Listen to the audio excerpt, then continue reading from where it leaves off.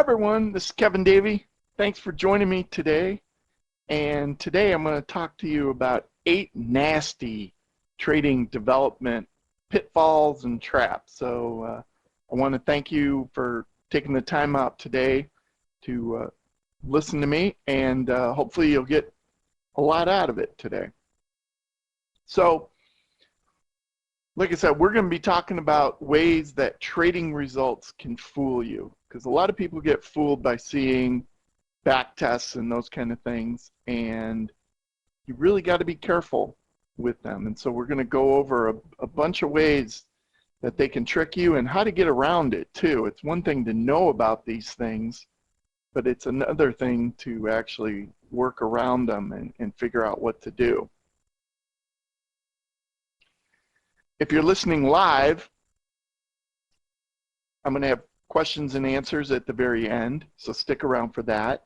And at the very, very end, I'm going to have an autographed book giveaway where I'll be giving away 2 packs of some of my trading books if you answer questions. So you have to remain attentive during the presentation so you know the answer. And you know, if you're one of the lucky ones, I'll autograph books, send them wherever you are in the world, and you'll get them.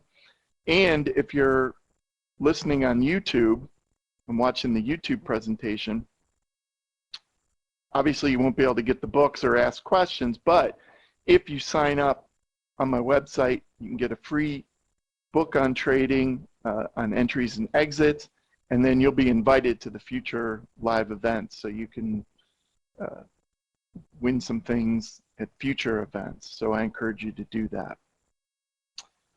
Okay, so for those of you who might not be well aware of my background, I'll just briefly kind of go over my trading background. So I'm one of the few trading educators out there who actually has verified trading results.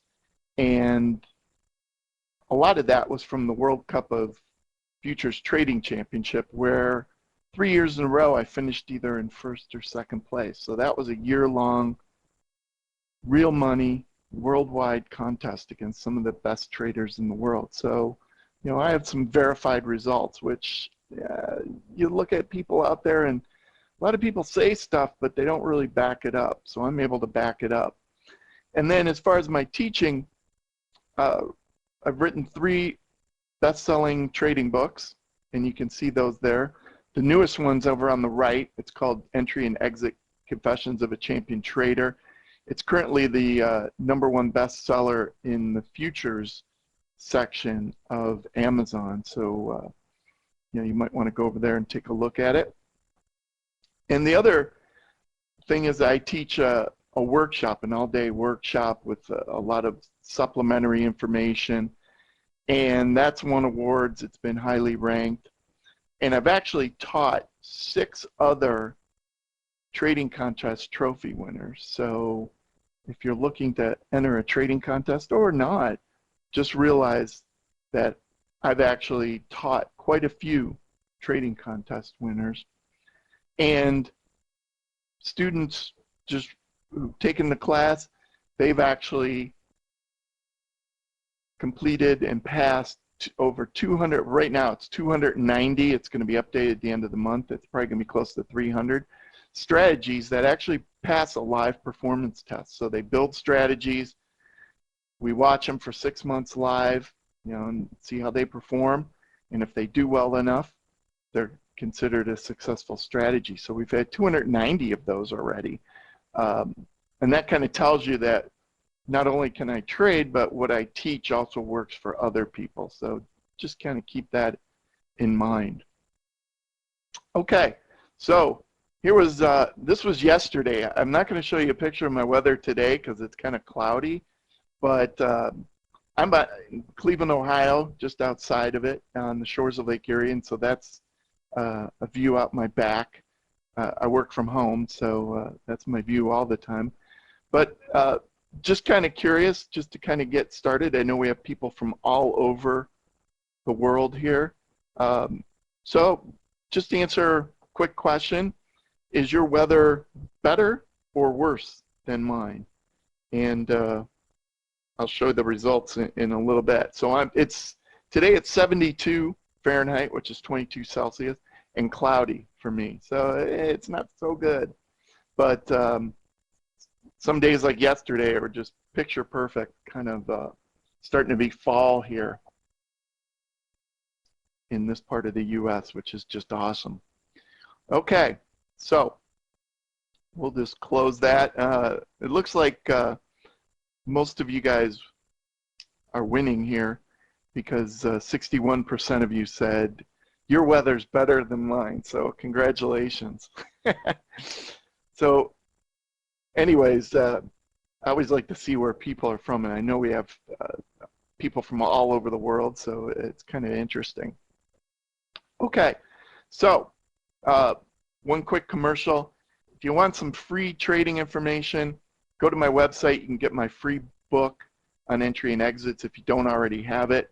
Check out my YouTube channel. You can just go to YouTube and just type in Kevin Davey and it will come up with my YouTube channel. I have about 40 videos right now and counting. I do add to it. There are a lot of them are about an hour-long webinar type format.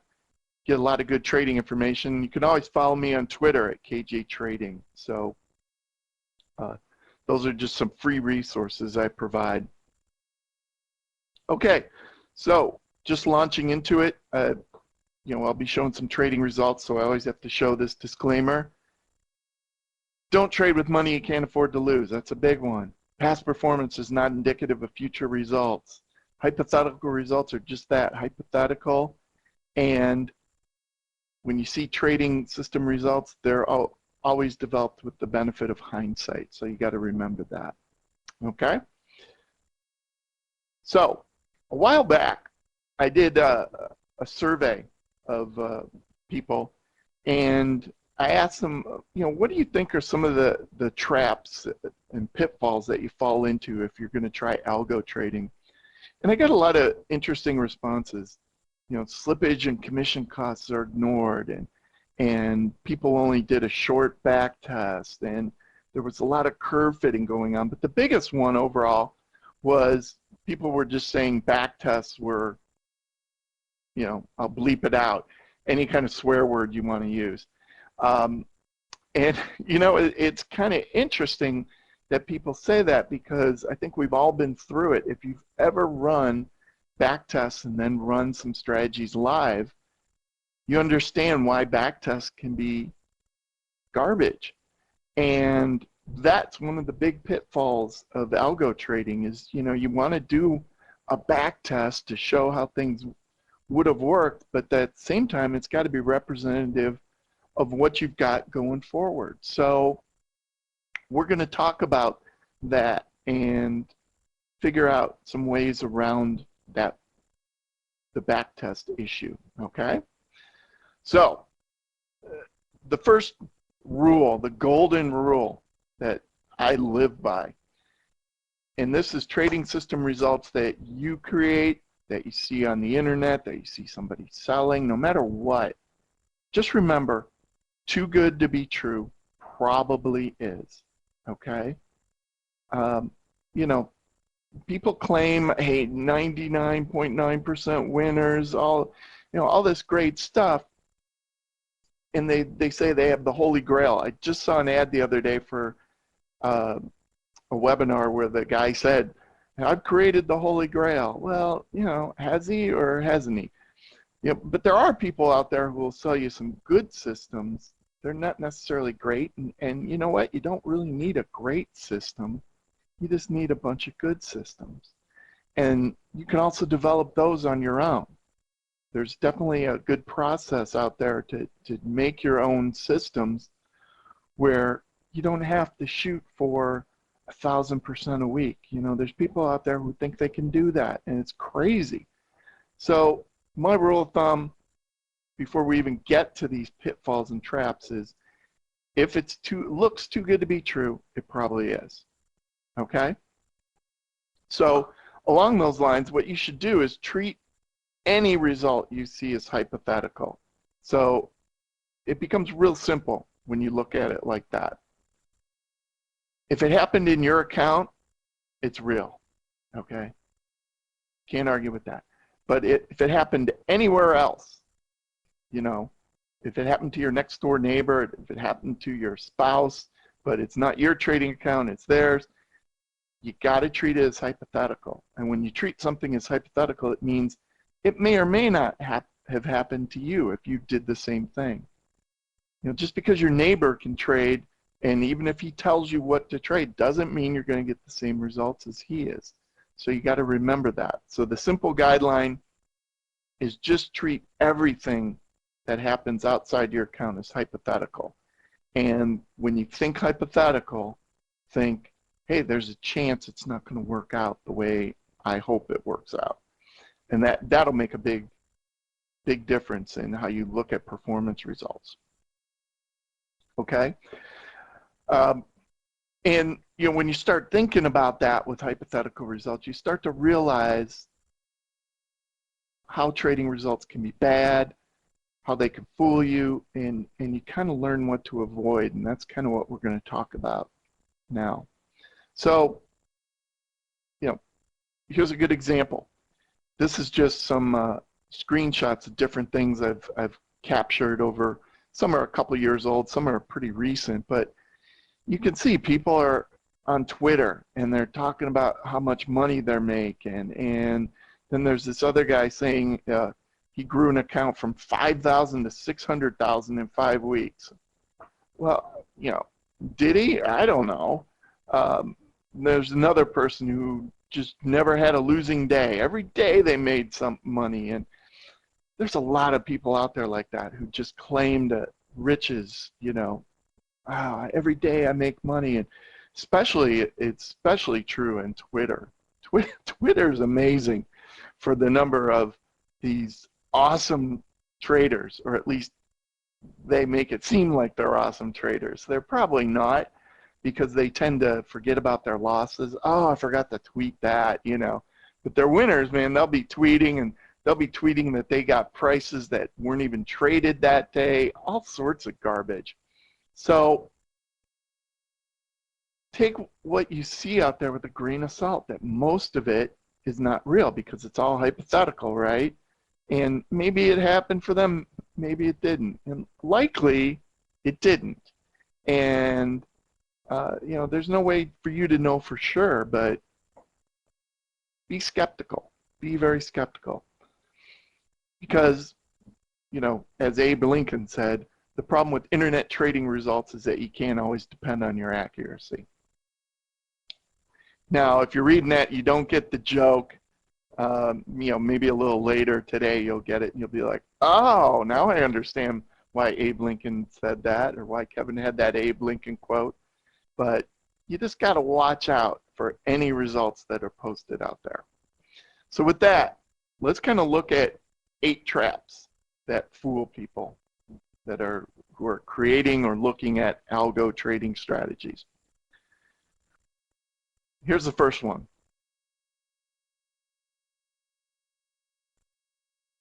Looks great, right? The problem is, this will fail. This one will definitely fail because I created this one in 5 minutes. And I know it'll never work in real time because I knew how to trick the backtest engine when I created this system. But this is one that a lot of people would say, hey, this looks too good to be true. That's your first tip off that, ooh, maybe this isn't good. Here's another one. And you can see I have walk forward results, which are out of sample, and I also have live results. And, you know, does this one look too good to be true? No, no. If you look at the circled areas, I mean, those are significant drawdowns. Those are steep drawdowns or long drawdowns. So it's believable. And that's what a real trading system looks like. It has drawdowns. It has underperforming periods. And that's kind of what a good way to look at things is if you look at an equity curve and if it just looks unbelievable, immediately doubt it, okay? That's the first one, because a lot of people just fall for this and say, oh, hey, that's the equity curve. that I created, so it's got to be right, or that's the one that somebody is out there selling, so it's got to be real. Nobody would sell fake things. So that's the first thing to look at. So here's one for you as a test, okay? And I'm going to launch a poll here. Is this a real trading strategy, or is this too good to be true? So the question is this a real trading strategy? So just answer yes or no. Pretty simple question.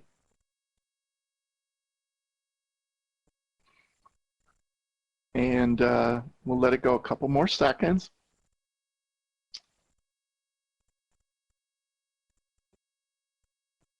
And here we go. 87% of people said, no, it's not real. So that's good. That's good that you're thinking right off the bat that this strategy is not good, okay? You're thinking it's too good to be true. But what would a webinar be if I didn't try to trick you, right? This is a real strategy. This is a strategy I actually trade. And it's one I share with my Strategy Factory students. It's real.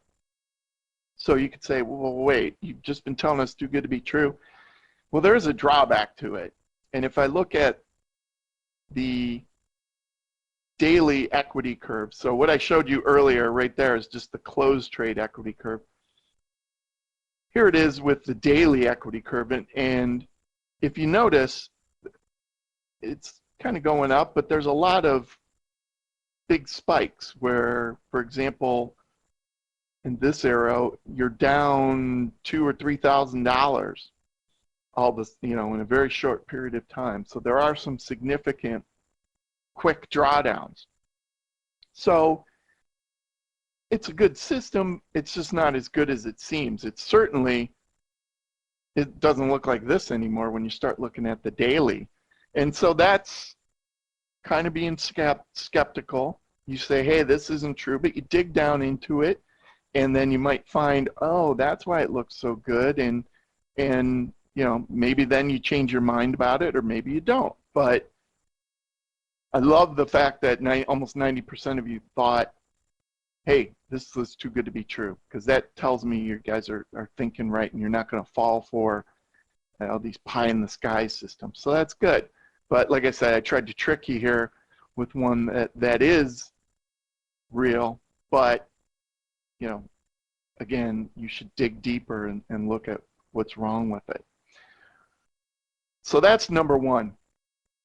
You look at an equity curve, and I can pretty much guarantee the future's never going to exactly repeat, so you've got to be prepared for that. And the way you do it, if you're creating systems, you've got to have a proven development process. You got to limit the number of variables. You can't curve fit. You've got to watch it in real time to make sure it's still performing. And you definitely should have out of sample or walk forward testing. Don't rely on an optimized backtest, because a lot of times the optimized backtest is the best case you're ever going to see. So watch out for those equity curves, and that's trap number one. Okay, so trap number two,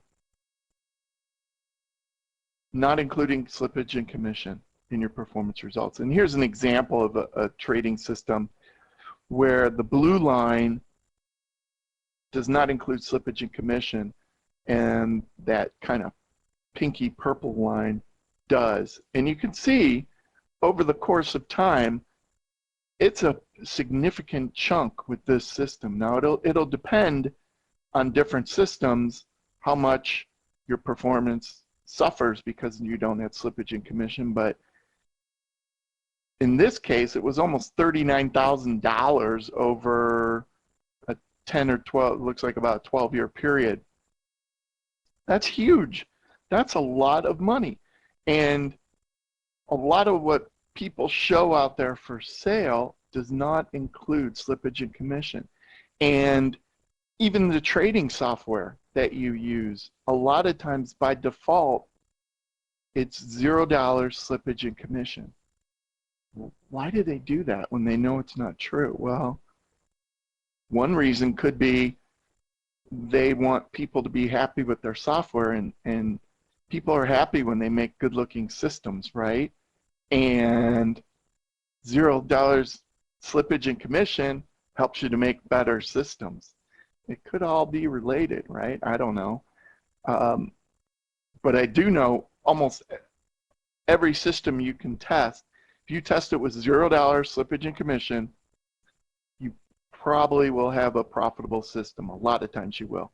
But as soon as you put in the right amount for slippage and commission, it wipes it out. It wipes out that profit, and most trading systems then actually become losers. So the only people winning at that point are either the brokers or the market makers, the people who are just have such low transaction costs they can just fill your orders, and they don't, you know, they're probably using limit orders, they don't get slippage. But for you and I, we get it. So that's a big one. That's a big trap. And you know, it just gives you a false sense of how good your system is. It's amazing. I see people over and over again show me results and they don't have slippage and commission. And I've actually seen people on trading forums say, well, I don't have any slippage. And you know, I'm always like, what?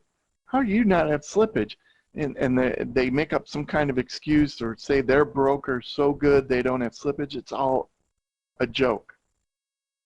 They're lying. Everybody who's using market orders or stop orders has slippage. The only way you don't get slippage is by using limit orders, but there's a drawback to those too, which kind of speaking ahead a little bit, but we'll see that. So the way to get around this is you want to use, say, $5 a round turn for commissions, unless your broker's more. Most brokers with exchange fees and stuff, $5 is a good value per round turn trade. And you want to use a couple ticks of slippage. I've had gold systems that have traded market orders, and I've had 2 points of slippage, which would be 20 ticks or $200 per contract. And gold's supposed to be pretty high volume. Well, it is high volume and pretty high liquidity, but sometimes you can get tons of slippage. So you really want to use that. For people who take my workshop, I share with them some detailed studies I've done and my own results of how much slippage there is. But until you get to that point, if you estimate a couple ticks, that's good, but keep track of it and then adjust it if you need to. You know, maybe for some reason you'll have less slippage than most people. More than likely, you'll probably have more than you expect though. So something you got to watch out for. Okay, so that's trading trap number 2. Number 3, using a short period of time for backtest. So here's an optimized 4-month backtest. So I'm going to ask you guys a question. Just a yes or no. Are you happy with that backtest? Both the results, the amount of time, the number of trades, the equity, whatever. Just in general, are you happy with that?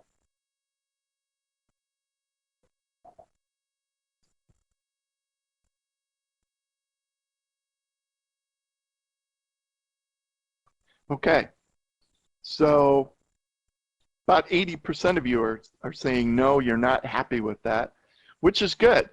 I'll tell you what I don't like about it. You know, the number of trades looks good. The equity curve itself looks pretty good. There are some significant drawdowns, but it's this 4-month optimized period. It's just too short. And a lot of people fall into that trap of just testing for a few months. Why? Well, one, it's a lot easier to create a trading system when you only have a few months of data, right? You know, you try to do that over 10 years, it's a lot tougher. So it's a lot easier this way. But what ends up happening, a lot of times you get this, and actually that's probably a good case, you know, where it just kind of goes flat after you've done your optimization. A lot of times it'll actually just kind of plummet and go down. So having the proper amount of time is really important with backtests. So that's something else to keep in mind. And you know, the one big reason is the market's always changing. You know, you go from bull markets to bear markets to quiet markets to volatile. And if you're only testing over a short period of time, you're really not getting all those market regimes. And so the longer you test, the more you get. Now, of course, the market's always going to be different today than it was 5 years ago, but if your trading system can survive a bunch of different regimes or you know, periods of different behavior, the more likely it is to perform going forward. I like to use 5 to 10 years, and you know, I'll just throw out anything below a year. A lot of people like to use 1 year or less just because they want to use tick data. Well, most trading platforms only give you 6 months of data, tick data, so you got to watch out for that. But make sure you read the point in red below. Just because you use a long time period doesn't mean you're going to get out of curve fitting and overfitting and still not run into issues. It's just that the shorter time that you optimize, the more likely you are to run into these issues. But it's not a given that just because you do a 10-year backtest, there's no way you can curve fit. You can certainly curve fit. That's for sure. Okay, just a quick break from going through these traps. Don't forget my YouTube channel. If you subscribe to it, you'll be notified of upcoming videos. And of course, I always appreciate if you like the videos, because I usually base my future videos and future webinars on what people like. Okay, so it's just a short commercial break there. Okay, so let's kind of move on to trading pitfalls 4 to 8. Now, you might say, well, hey, those three, the first three you talked about were, yeah, I know those. I've heard those over and over again. So these are a little different. The 4 to 8 ones are a little bit different. First one is with limit orders. Remember I mentioned about limit orders. And there's a setting on most software which will fill limit orders when touched. And what it produces, so I kind of zoomed in there, is you can see it went short at the top tick. So I'm going to ask a question of how many people have ever produced a strategy or seen a strategy with these kind of fills, where you buy at the bottom tick and you short at the exact top tick. Just say yes or no if you've run into those.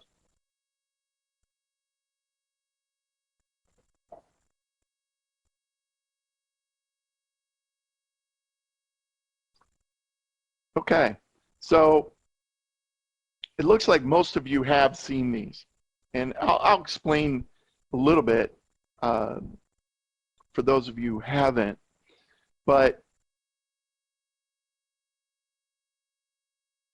this still happens today. And so just a few months ago, there was a trading webinar that was put on by somebody who announces himself as Dr.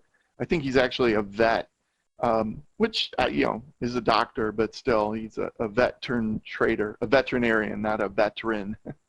And I just happened to see a screenshot of his presentation, and he sells at the top all the time, buys at the bottom. And here he is, a professional, showing this as something you can do. You can't do this. If you're trying to trade a system, you cannot sell at the top tick of bars. You cannot buy at the bottom tick. Can you do it ever? Yeah, maybe 5% of the time. but there's no way you can do it consistently. Why? Because of limit orders. So the way limit orders work, you put an order to buy at a certain price. Your limit order will get filled. You're guaranteed to get filled if the price goes below your limit order price. But let's just say the price keeps hitting your limit order price. You may or may not get filled because there might be a whole bunch of people in front of you in the order queue, and your price, you may not get filled. So for somebody to show this and claim its real results is it's criminal. I don't know if that's the word, but unethical, certainly. I mean, you can't do this. And yet, there are people out there who are showing this and claiming it's real. So you got to watch out for this limit order trick because a lot of people use it. And what it really does is it can take a losing strategy and it can make it a winning one just by assuming that your limit orders, as soon as the price touches your limit order, you're filled. And it's just completely unrealistic. And like I said, the nice thing is it's pretty easy to kind of diagnose. If you look at a chart with trades on it and you see more than a couple instances of selling at the high tick, the high of the bar, or buying at the low of the bar, you know it's fake and you know it was back tested incorrectly. And when you see a strategy like that, you see a developer like that, run. You know, don't walk away from that. Run as fast as you can, because that strategy, you trade it, it's gonna take your money. That developer or that educator just going to take your money. Now, there's people out there who claim they can do it.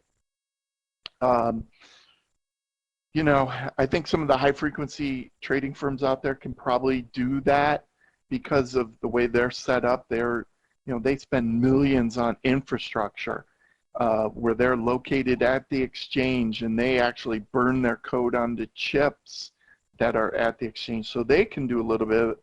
But you and I, as retail traders, you can't do it. You have to assume the price goes through your limit order to get filled. So what that would look like is your buy would be one tick from the bottom of a bar maybe. That can be realistic because the price actually went through and everybody who had that limit order price got filled. So this is a big one because a lot of people fall for it and think they can do it. Okay? So, 4 down, 4 to go. Here's your typical back tester. I mean, this is what people are doing, man. They're just running into these pitfalls that I'm kind of talking about over and over. That's the thing. It's like a loop, you know. You keep making the same mistakes again and again. So how do you get around that? Well, I've got a workshop. It's called the Strategy Factory Workshop, where I teach you not only how to avoid these pitfalls, but how to develop strategies correctly. And it's an all-day workshop with about 20 hours of extra videos. You get trading strategies. You get to participate in the Strategy Factory Club with other students. We have a trading forum with thousands of posts of people posting things. It's pretty cool. And plus, the biggest thing is you get one-on-one email support from me for all the workshop material. Not a lot of other people who do that, but that's one of the big benefits. And just about a week and a half ago, I added easy language programming. So let's just say you've never used Tradestation, you've never used easy language before. This is a way to learn it. And I've actually got another person who's an easy language expert who's helping me with answering your easy language questions, and actually we'll do some one-on-one screen sharing with you if you need it to help you learn the programming. So that's kind of like an additional add-on, but it's a great way to learn easy language, and it's tailored to the strategy factory. So I created 26 videos so far. I started out with 25, and I just added one this week where somebody said, hey, could you explain this a little better? So I created all these videos with the strategy factory in mind. So you'll be up and building strategies a lot quicker. So talk a little bit about that later, but it's a neat thing. But here's how what I teach stacks up with those pitfalls. So if you're worried about curve fitting, over optimization with those hypothetical results, a lot of the things I do helps you avoid it. Slippage and commission, like I said, I always include it, and then I give everybody a table of, hey, this market used this much slippage, this market used this much. So we avoid it. We avoid the short back test by, I'll tell you based on what market you're trading when the best time to do a back test is, or to start it. How far do you want to go back? Because one of the problems is some markets, if you're using like a 5-minute bar, you don't want to go back too far because the data becomes kind of suspect. So I help you out with that. And then of course this limit order issue, which is a big issue, as you can see. Make sure you're set up correctly with that, with the right chart settings. So the point is, my workshop helps you with all those things. All right, let's kind of move on. I'm just going to take a quick drink here. I apologize for that. The fifth one is about tricking the backtest engine. And whether you're using Tradestation, Monte charts, Ninja Trader, it doesn't really matter. You can trick your backtest engine. And what do I mean by that? Or what's an example of it? So here's an example. You got your green price bar, and there's your open and your close. Okay. So let's just say you had a scalping system where you were going for a small profit or a small stop loss. So you set you're going to go short, okay? And you set your profit target on this black line, you set your stop loss on the red line. Okay, well, on that bar, both of them would have gotten hit, okay? So how does the strategy backtester know which hit got hit first? It's a good question, right? Well, it makes some assumptions. I won't go into all the details about it, but for this particular example, what it assumes is that the price goes down to the low, then goes up to the high, and then comes back down to the close. So with the way the strategy backtest makes an assumption, your profit target gets hit. Yay, you got a profit, right? You closed out, your stop loss disappears because you exited, and that's a winning trade. And that'll go in your strategy performance report as a winning trade. But what if what really happened was something like this, where the price went up, then down, then back up? And you might say, oh, there's no way that's going to happen. You know what? It happens a lot. Doesn't happen all the time, but it happens enough to be significant. And in this bottom case, you actually got stopped out with the loss first. So your stop loss was hit first. So this was not a profitable trade. This was a losing trade. So when you trick the backtest engine, and with this example is a pretty good one, not only did you not have a winning trade, but you also had a losing trade. So it's like twice as bad, right? And this happens a lot, and people fall for this a lot, and it's really hard to know when you might be doing this and how to get around it. So give you a trick.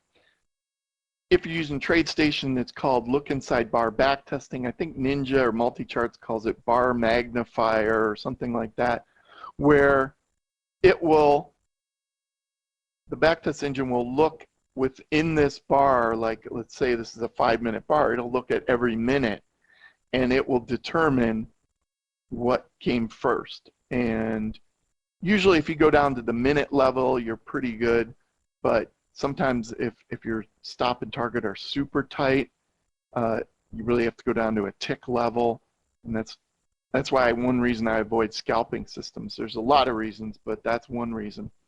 So, you know, these scalping systems, these day trading systems, they usually fall prey to 4 of the 5 hypothetical, you know, the traps I've given you. They're usually curve fit. They usually don't include slippage and commission because that kills a lot of scalping systems. And a lot of people just ignore it, but it kills you. A lot of them use limit orders and just assume when it's touched, it's filled. You can't do that.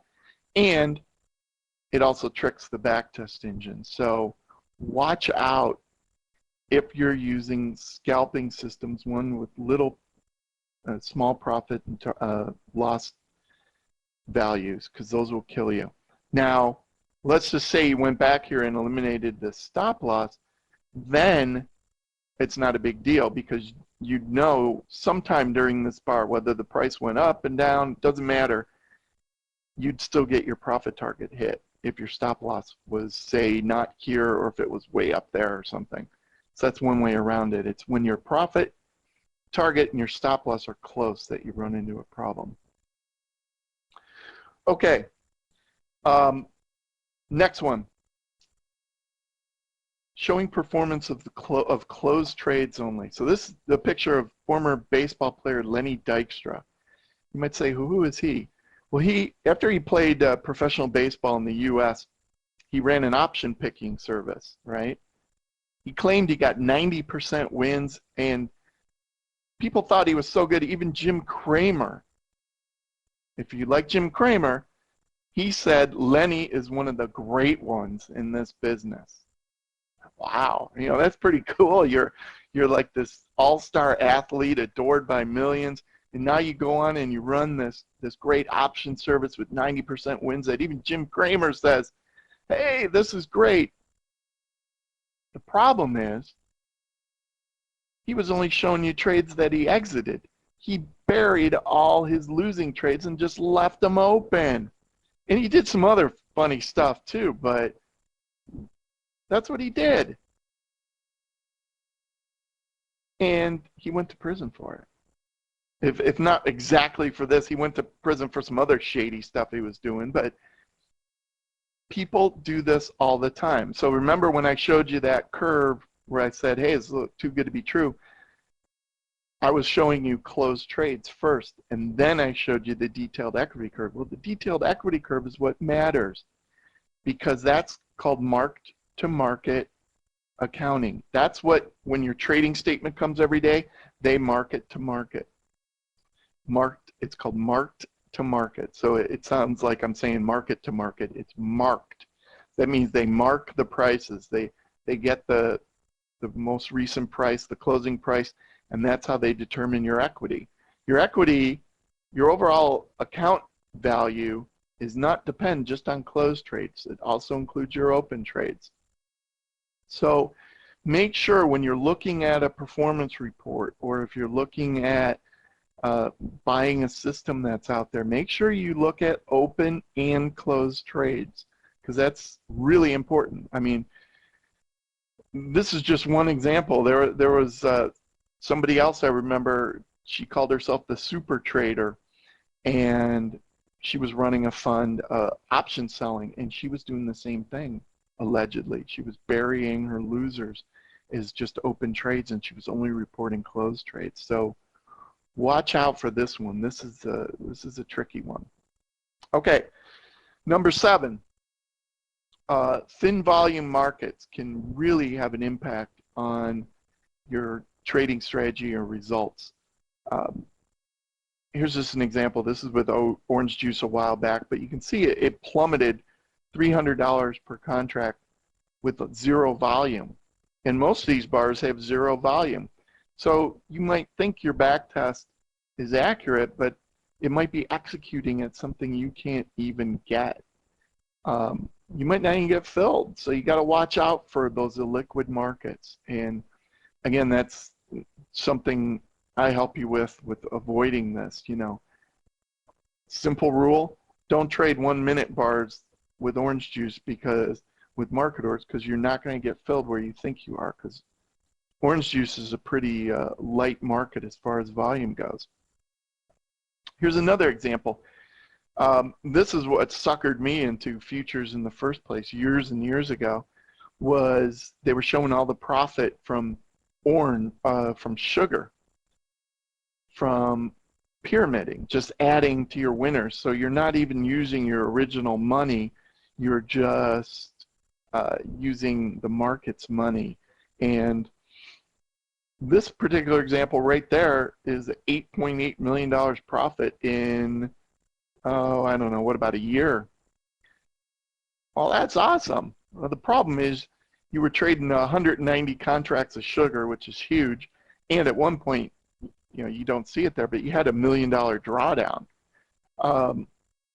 You got to watch out for that, because people will just show you the end result. You would have made $8.8 million, but they won't tell you the pain you went to get there, or that you couldn't have even done it. You know, you probably wouldn't have been able to buy 190 without moving the market even over time. So you got to watch out for that. So this one with the illiquid markets or the unrealistic pyramiding, you know, yeah, it shows performance, but it isn't necessarily realistic, and that's what you gotta keep going back to. Hey, does this seem realistic? Or, you know, do I think I can mentally trade 100 contracts? Most people can't. And there's nothing wrong with that either. You can get by with trading 1 to 5 contracts if you trade a bunch of different strategies. So you got to watch out for that. And like I said, you got to watch out for it in things like orange juice and lumber, just milk, some of those lower volume markets. Okay, so the last one, this is just an ad I saw on the internet, but it was showing how great and how much money you'd make, but in the kind of small print down at the bottom, it said it traded 150 different markets. And so I'm just imagining, what if you were in each market? How much money would you need in this account to trade it? And the answer is you'd need a very large one. And that's what people don't see. They just see the dollar signs. They don't realize the capital behind it. You know, and most people are starting out with pretty small accounts where you can't do that kind of diversification. And, you know, if you start trading too many systems, you're going to be over leveraged, and your risk of ruin is going to be real high. Now, luckily, the industry's gotten a lot better with it. Now there's micro ones, and, you know, there's the micro mini stock futures, which just came out a few months ago. Those are nice. But the thing is, you got to remember, when you look at the results, don't look at just the dollar signs, you know, and oh, I would have made this much money. Look to what it entailed, and also think about what kind of account size you'd need. Take a look at the drawdowns that you'd need to have it, because a lot of people can't handle the drawdowns with their account size. So watch out for that. So these are things I talk about in my workshop, but you got to have the right amount of margin, you got to account for the drawdown, and you got to make sure you don't get wiped out along the way. You know, it's one thing to say a system makes $10,000 a year. It's quite another to say, oh, along the way you're going to have a $20,000 drawdown, right? It's a lot harder to live than the equity curve. You know, you see an equity curve and you say, oh, I could handle that drawdown. But when you're living it, it's a different story. So watch out for this trap. Okay, so just to kind of summarize, here's all the pitfalls I talked about. And I'm going to have one more poll here. I'm just curious, how many of you have fallen victim to one or more of these? So just to answer how many you had. You know, we had the curve fitting over optimization. We had the slippage and commission not included. That was number 2. We had the selective backtest where it was just a short period of time. We had the limit order, touch fills, scalping system tricks where you trick the backtest engine. We had the closed trade performance only, the illiquid markets, and then the huge account needed to trade. So yeah, it's turning out most of you have fallen for, looks like most of you have fallen for 2 to 4 of these, so half of them. Nobody's fallen for all, well, yeah, somebody fell for all 8. That's tough, but hopefully this will help you avoid it. You know, knowing what the problem is the first step to actually avoiding it. So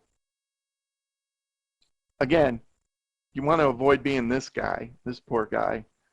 Whoops, you know, and he keeps doing it over and over again. That's the worst part. You know, it's one thing to fall into the hole once, but then you keep doing it and you keep doing it, and that's what a lot of us fall into.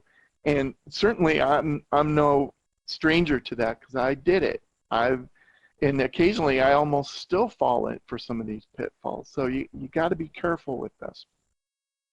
And like I said, don't be this guy. All right.